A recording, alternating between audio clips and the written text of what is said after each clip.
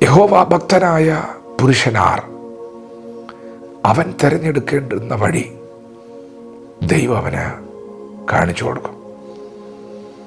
ദൈവത്തിൻ്റെ മാറ്റമില്ലാത്ത വചനം ശ്രദ്ധിക്കുന്ന പ്രിയപ്പെട്ടവരെ, നിങ്ങൾ ദൈവത്തിൽ ആശ്രയിക്കുന്ന ഒരു വ്യക്തിയാണെങ്കിൽ നിങ്ങളുടെ മുമ്പിൽ വഴി അടയുകയില്ല.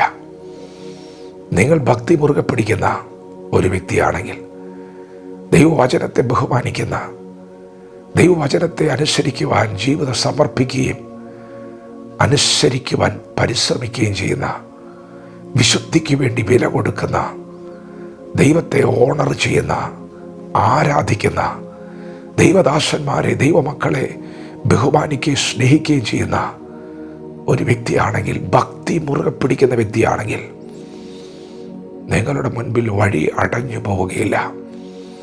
യഹോവ ഭക്തനായ പുരുഷനാർ, അവൻ തിരഞ്ഞെടുക്കേണ്ടുന്ന വഴി ദൈവം അവന് കാണിച്ചു കൊടുക്കും. നിങ്ങളുടെ മുമ്പിൽ വഴി വെളിപ്പെട്ടു വരും.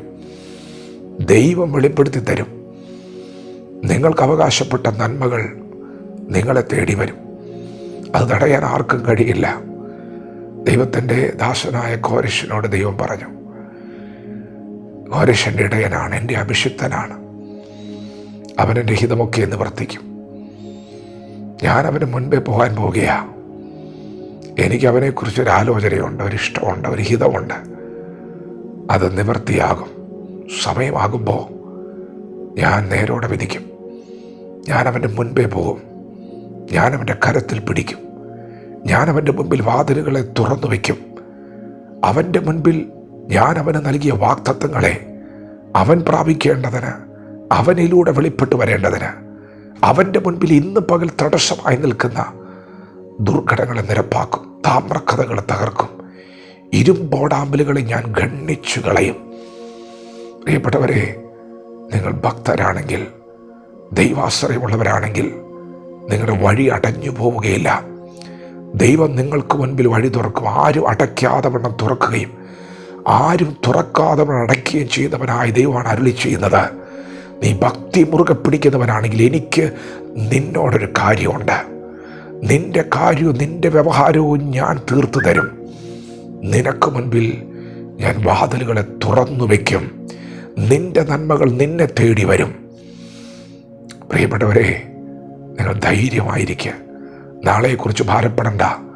ഭാവിയെക്കുറിച്ച് ആശങ്കപ്പെടണ്ട. തലമുറകളെക്കുറിച്ച് ഭാരപ്പെടണ്ട. ദൈവത്തിന് വിചാരമുണ്ട്. ദൈവത്തിന് കരുതലുണ്ട്. ദൈവം അത് വെളിപ്പെടുത്തുന്ന ദൈവമാണ്. അത് കാണിച്ചു കൊടുക്കുന്ന ദൈവമാണ്. വഴി തുറന്നു തരും ദൈവമാണ്.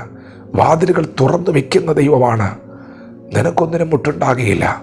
നീ ഭക്തി മുറുകെ പിടിച്ചാൽ, നീ ദൈവത്തോട് എങ്ങനെയാണോ അങ്ങനെ തന്നെ ദൈവം നിന്നോട് പെരുമാറും. നീ നിഷ്കളങ്കനാണെങ്കിൽ ദൈവം നിന്നോട് നിഷ്കളങ്കനായിരിക്കും. വക്രനോട് ദൈവം വക്രത കാണിച്ചിട്ടുണ്ട്. എന്നാൽ ഇന്ന് പകൽ ഭക്തി മുറുകെ പിടിക്കുന്ന നിന്നോട് ദൈവത്തിന് കരുണയുണ്ട്, സ്നേഹമുണ്ട്, മനസ്സലിവുണ്ട്, ആർദ്രതയുണ്ട്. അത് വെളിപ്പെട്ടു വരും.